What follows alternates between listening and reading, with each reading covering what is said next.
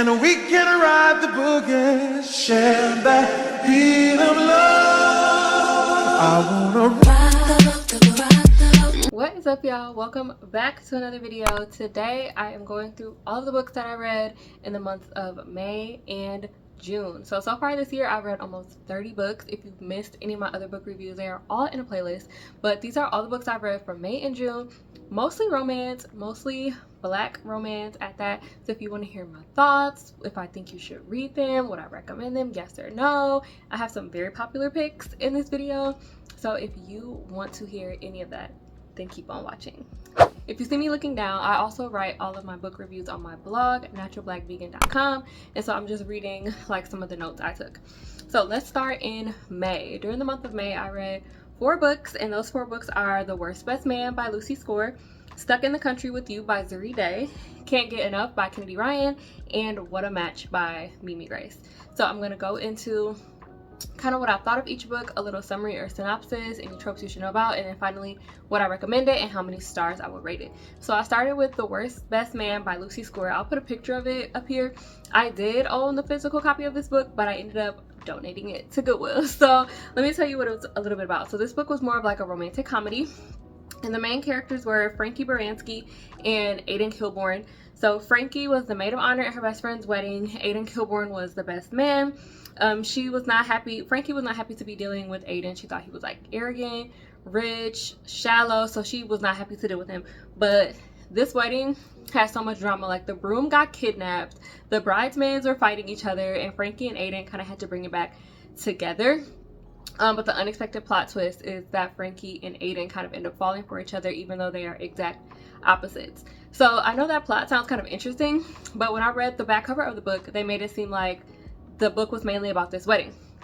I was like less than halfway through this book and the wedding had passed, and I was like, what else is about to happen? Like, we still have another 200-300 pages left in this book. So I started like on the edge of my seat, like what was gonna happen next, but then this storyline just dragged. It completely dragged, and so that's why I ended up donating the book, because I rated it 4 stars, almost 3, but like the ending was really, really good, so that's how I got the 4th star for me. But not my favorite. I do want to read another Lucy Score book though. I got one for my birthday, I think, called Story of My Life by Lucy Score.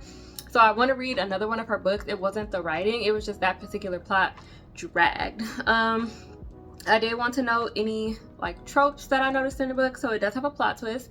It's definitely a spicy book. It has the enemy to lovers trope and the opposites attract. And then would I recommend this book? Maybe. I thought it dragged, but if that sounds like it's interesting to you, but to me it was like a love story that was like buried underneath all of this like random stuff happening.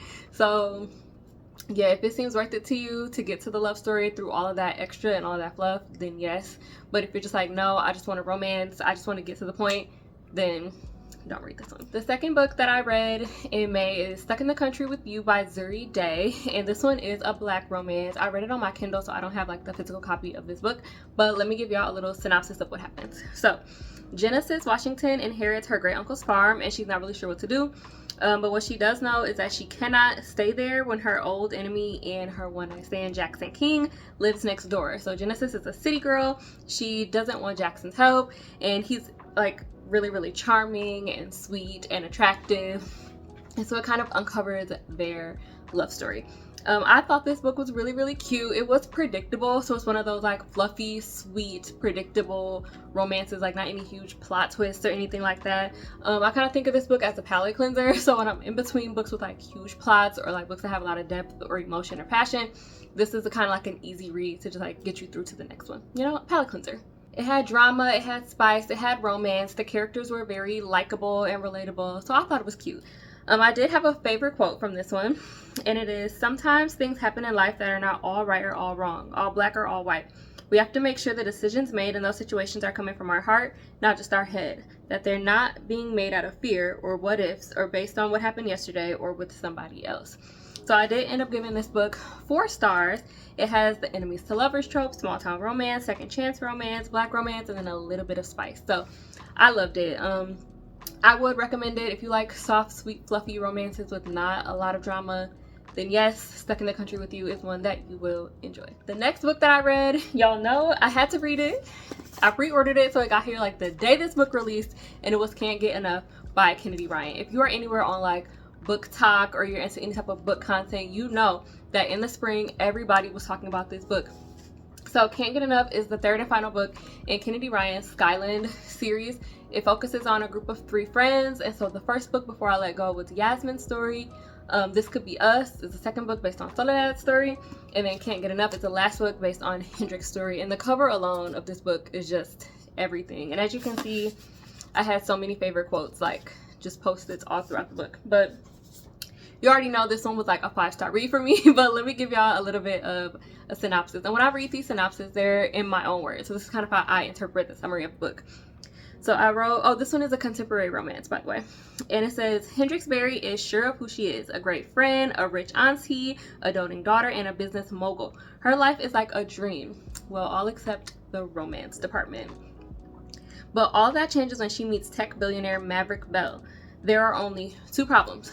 1, Hendrix is taking care of her mother with Alzheimer's, and 2, Maverick is off limits. I'm not gonna tell you why. But we all want what we can't have, right? And Maverick has made it clear that he won't stop his pursuit until he gets what he wants. And he always gets what he wants. This book, it's Kennedy Ryan, so you know it's a 10 out of 10. It's amazing. This Skyland series has like blessed me so much. It's been my favorite book series of all time. Every time I feel like every time Kennedy writes another character, it's kind of like another piece of a whole person. So like as I read her books, like yes, I have some traits of Yasmin, I have some traits of Soledad, and then Hendrix like put it all back together with like the perfect balance. I feel like the characters are relatable. She kind of shows you the complexities of Black womanhood. It's like a coming of age in your 20s and 30s. So if you're a young Black woman, I definitely feel like you should read the Skyland series, all 3. Personally, the second one was my favorite. This one is my second favorite, and Before I Let Go is my third favorite, but they're all 5 stars. They're all amazing. I also feel like when Kennedy Ryan writes, you experience every single emotion as you read. And so like you're laughing, there's funny parts, there's sad parts, there's parts of grief, there's parts where you're angry. Like I literally feel every single emotion as I go through this book. None of these pages are wasted. So this is a longer book, but it does not drag. Every single page is worthy of being read. It's literally unskippable. All right, let me give you some tropes in this one. So this one is definitely a dual point of view. So some chapters are written from Hendrix's point of view, some are written from Mav's point of view. I would definitely consider it a he falls first. Maverick was definitely checking for Hendrix before she was checking for him. I would also call it a 6-star read, which is to me like you're more than 5 stars, you're above and beyond. I also rated This Could Be Us by Kennedy Ryan a 6-star read. It is very, very spicy, and it does have a hint of forbidden love. Would I recommend this? You already know. Yes, yes, yes, yes, yes. Especially if you are a young Black woman, I would recommend it. Kennedy Ryan, her books are amazing. I would recommend you read all 3 in order. And I actually recently purchased another Kennedy Ryan book because so far I've only read the Skyland series from her. So I purchased another book. I can't wait to get into that one. The last book that I read in May is What a Match by Mimi Grace, and I read that one on my Kindle too, so I'll put up a little picture. But it is part of her Love Struck series. I read Make a Scene in April, so then I read What a Match in May, and this is my little synopsis. Gwen Gilmore knows what she wants, and for the most part, she has it. Well, everything but the perfect man. So she signs up with an exclusive matchmaker to find Mr. Right. The only problem is none of the dates have that spark. Gwen shares all of her fails with her new roommate, her brother's grumpy best friend Anthony Woods. But what Gwen doesn't know is that Anthony has had a crush on her since they first met years ago. As they navigate this tricky setup, Gwen starts to feel differently about dating and about Anthony. So just like I said, Stuck in the Country with You was a palate cleanser, I consider what's this called? I consider What a Match a palate cleanser as well. It's just cutesy and fluffy and romantic and fun, and like there's not any big drama, so it's an easy, shorter read. I feel like every book in the Love Struck series is kind of like that, just like an easy, fun read. So definitely after reading something heavy like Can't Get Enough by Kennedy Ryan, What a Match was perfect to kind of squeeze in between there. It's very cute, romantic, it has very relatable characters. The main characters are so sweet, so both Gwen and Anthony are very like pure-hearted, sweet characters.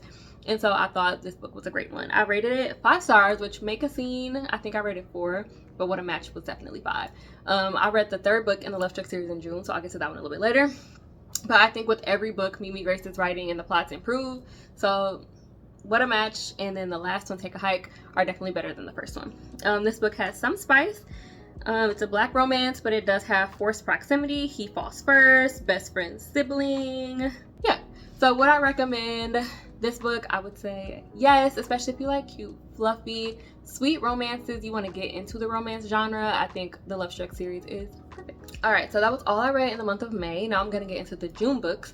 I read 5 books in June. One was a short story, so that's how I was able to squeeze so many in. But those 5 books are Take a Hike by Mimi Grace, Curvy Girl Summer by Danielle Allen, When in Rome by Sarah Adams, Sweet Like Sundays by Danielle Brooks, and If Only for the Summer by Alexandra Warren. So I'm going to start with Take a Hike by Mimi Grace. And as I just mentioned, it's the 3rd book in the Love Struck series by Mimi Grace. This one was my favorite out of all 3. Like I said, I think they each get better. So let me read to you what I wrote about this cute little romance. But I wrote, when Raven Coleman suddenly inherits an outdoor tour business in a small town, she takes on the adventure. But grumpy manager Silas Reynolds is less than welcoming. They butt heads from day one, but as they continue to work together and navigate this new adventure, their attraction and banter grows, and maybe some other feelings do too. So again, just like the other books by Mimi Grace, this one is the perfect palate cleanser. It's sweet, it's soft, it's funny. The characters are relatable. I really liked Raven and Silas. They're both sweet and had little things that they needed to uncover about themselves, but they were great characters. I also love a good small town romance. Like, something about the small towns, they just get to me. Like, I'm from a city, so maybe that's why, but the little small town romances are just so cute to me. This book actually reminded me of like Lori Gilmore, like the Dream Harbor series, but black. So that's kind of how I pictured it, like Pumpkin Spice Cafe, like those types of books, but if the characters are black. It's really cute. I feel like, honestly, Mimi Grace could have written like a whole series surrounding just that small town, and I would have loved it more than the Love Struck series. All right, so let me give you some of the tropes from Take a Hike. I did write that it was a sweet romance, but it's grumpy and sunshine. Silas is grumpy, Raven is sunshine. Black romance, enemies to lovers, forced proximity, and slow burn. So to me, all the perfect things for a romance. I rated this one 5 stars, and I would recommend it again if you like sweet romances, just fluffy, not a lot of drama, very cutesy. I would recommend Take a Hike. The next book I read in June is Curvy Girl Summer by Danielle Allen. Again, if you are on Book Talk or any other book community, you have heard everyone talking about Curvy Girl Summer. So I finally got my hands on it. I've been wanting to read this one for a while, and it definitely did not disappoint me. I loved this book. I finished it so quickly, I could not put it down. So it is considered a contemporary romance, and let me read to you my little summary. Aaliyah is determined to find a boyfriend to bring in her 30th birthday, but the dating pool is horrible. When her best friend suggests joining a dating app, Aaliyah reluctantly agrees. But after an embarrassing first date, sweet but sassy bartender Ahmad agrees to help and protect Aaliyah. As the summer is ticking by and Aaliyah's dates are not getting better, the depth of her friendship with Ahmad is growing. But that's all it is, a friendship, right? So this kind of tracks Aaliyah's dating as a 29-year-old over the course of a summer, and sweet bartender Ahmad is supposed to be helping her. But y'all know where this is gonna go, right? We know where this is gonna go.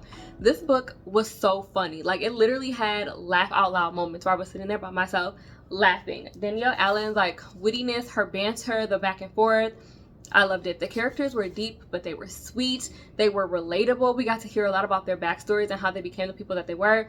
And Ahmad was just chef's kiss for male main characters. He was amazing.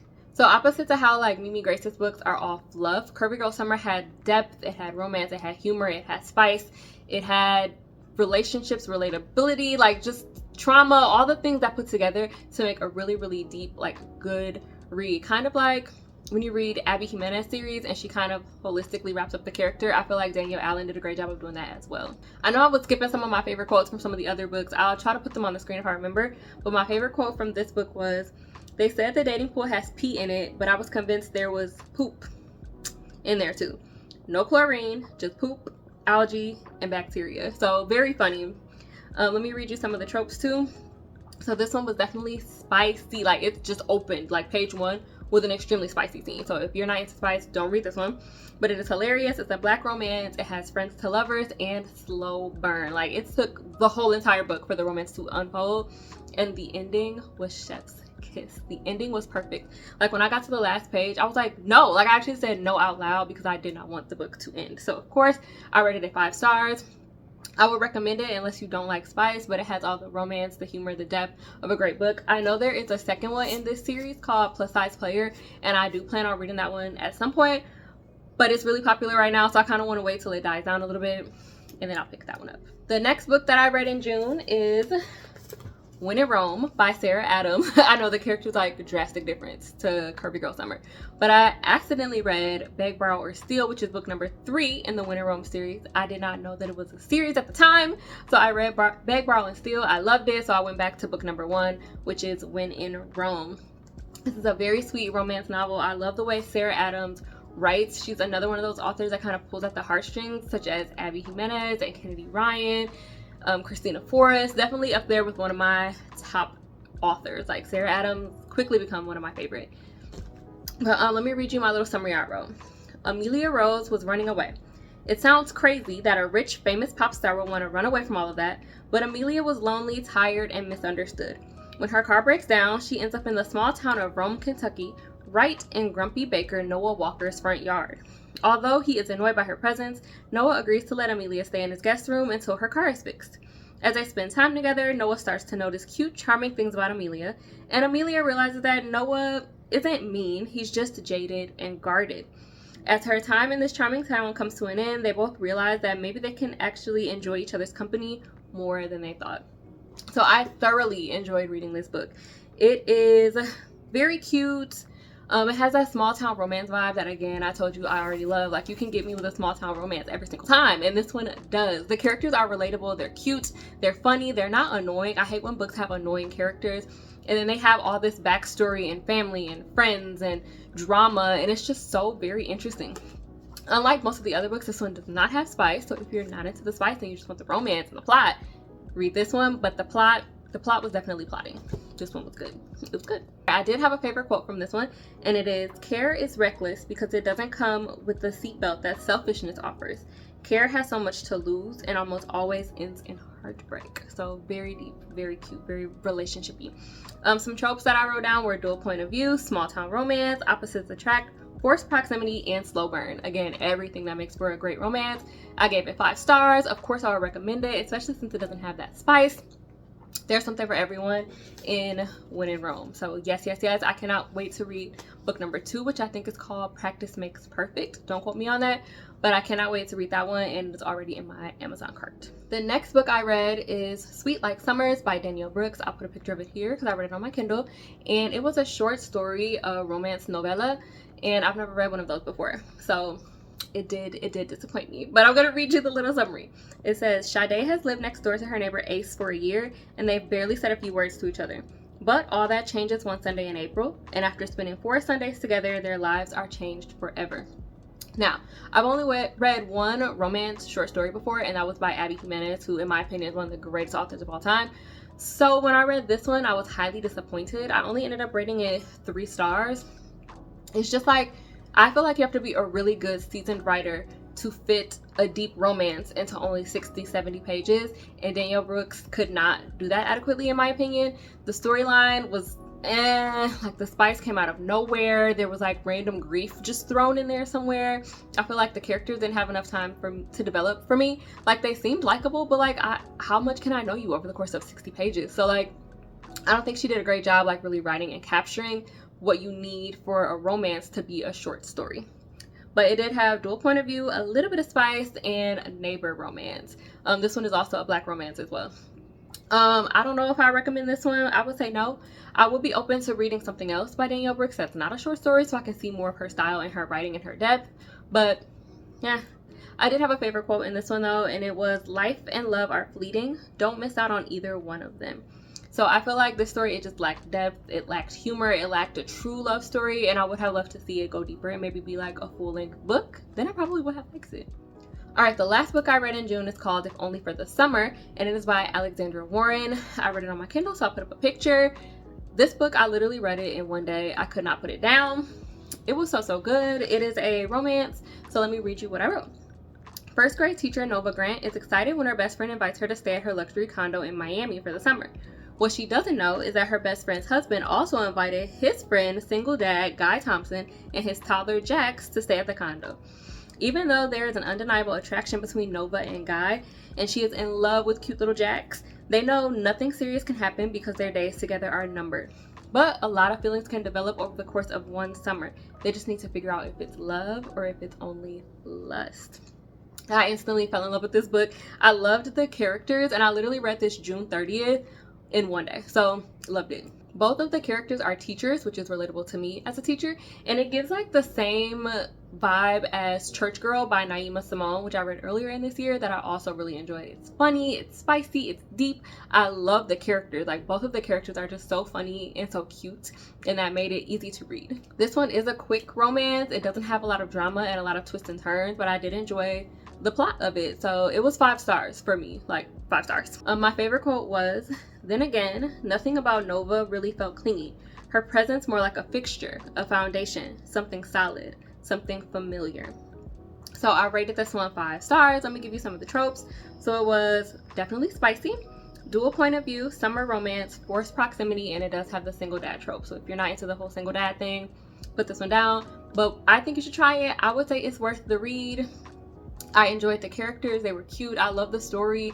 The little toddler was not annoying, because I hate when books have kids and the kids are just so unbearable. But Jax was so cute. I loved all the characters, so it was a great book. It had a little bit of drama. Like, I would say it had drama, but not necessarily like a plot twist or a big misunderstanding. So it was a very cute read, very easy to read. Like I said, I finished it in one day, and I could not put it down. So that concludes all of the books that I read in May and June. I'm excited to read even more for July and August, and I think I even want to switch up the genres, but I already have like 7 books on my bookshelf that I need to read, like physical books, and a bunch saved on my TBR that I need to read.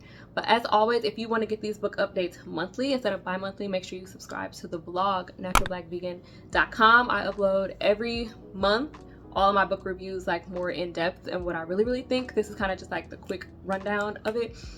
But I read some great books these last 2 months. I'm excited to share them with y'all. I hope you read some of them. So leave a comment letting me know if you read any of these. What did you like? What didn't you like? And then if you have any recommendations, like I said, I normally do romance, small town romance, black romance. Those are all kind of my vibe. But if you do end up picking up any of the ones I mentioned based on my review, let me know. Let me know what you think. Leave me a comment. But if you enjoyed this video, make sure that you like, subscribe, and share. And I will see y'all in the next one. Bye!